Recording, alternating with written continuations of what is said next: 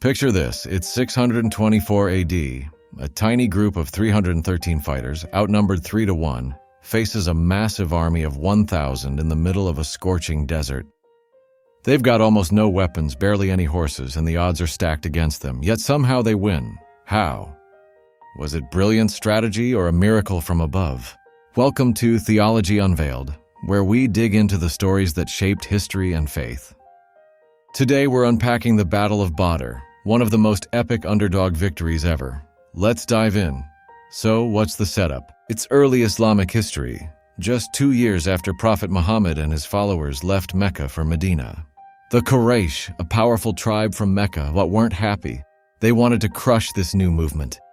They gathered an army of 1,000 warriors loaded with swords, camels, and confidence and marched toward a small trading spot called Badr.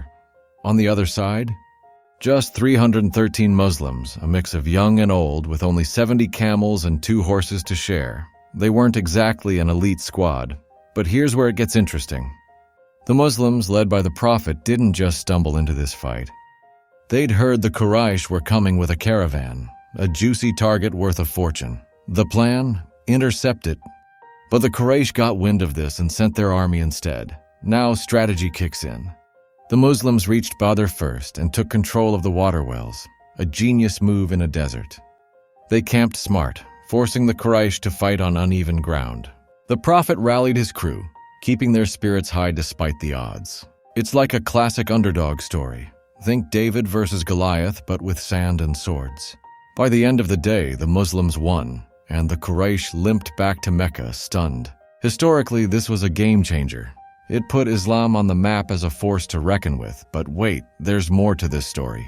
For Muslims, Badr isn't just a battle. It's a sign of something bigger. The Quran itself weighs in.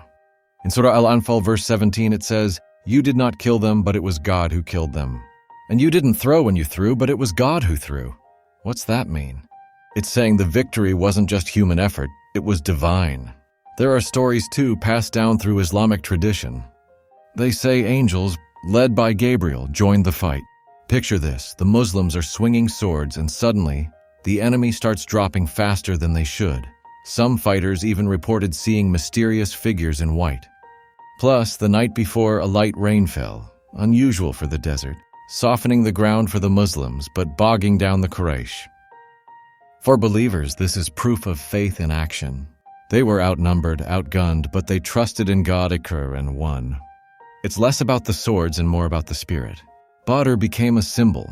When you're on the right path, the universe has your back. So what really happened at Badr? Let's break it down. Strategy or miracle? You decide. This was a masterclass in war tactics. The Muslims picked the perfect spot, controlled the water, and used their small size to stay nimble. The Prophet wasn't just a spiritual leader, he was a battlefield genius. Think of it like a chess game. They outmaneuvered a bigger opponent. History's full of underdog wins like this. No miracles needed, just guts and brains. Hold up, 313 verse 1000. That's not just skill. That's impossible without help. The Quran says God stepped in. Angels, rain at the perfect time. The numbers don't lie. They were too outmatched for this to be pure strategy. Faith turned the tide.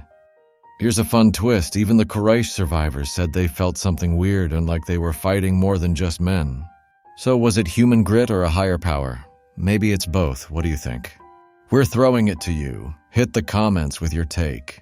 The Battle of Badr isn't just a dusty old story. It's a clash of courage, faith, and mystery that still sparks debate today.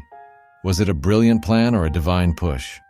Maybe it's a reminder that big wins come from both effort and belief. Thanks for watching Theology Unveiled. If you liked this, smash that like button, drop your thoughts below, the strategy or miracle, and subscribe for more deep dives into history and faith. See you in a next video.